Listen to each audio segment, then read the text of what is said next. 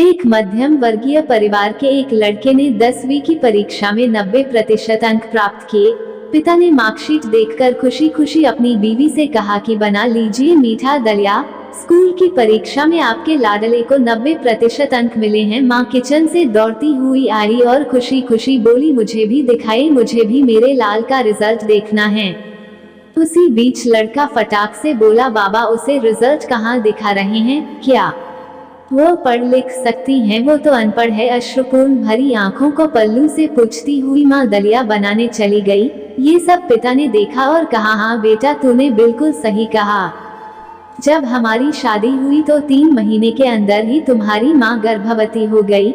मैंने सोचा शादी के बाद ही कहीं घूमने नहीं गए, एक दूसरे को ठीक से समझे भी नहीं, चलो इस बार अबॉर्शन करवा कर आगे चांस लेते हैं। लेकिन तुम्हारी माँ ने जोर देकर कहा, नहीं, घूमना फिरना और आपस में समझना ये सब कुछ बाद में, फिर तेरा जन्म हुआ। वो अनपढ़ थी ना, जब तू गर्भ में था तो उसे दूध बिल्कुल पसंद नहीं था। उसने तुझे स्वस्थ बनाने के लिए हर दिन 9 महीने तक दूध पिलाया। क्योंकि वो अनपढ़ थी ना, तुझे सुबह 7 बजे स्कूल जाना रहता था, इसलिए सुबह 5 बजे उठकर तेरा मनपसंद नाश्ता और डिब्बा बनाती थी। क्योंकि वो अनपढ़ थी ना, जब तुम रात में पढ़ते पढ़ते सो जाते थे तो वह आकर तुम्हारी कॉपी और किताब बस्ते में भरकर तुम्हें बिस्तर पर सुलाती थी और उसके बाद ही सोती थी, और रात में बार बार जागकर तुम्हें ओढ़नी से ढकती थी। क्योंकि वो अनपढ़ थी ना।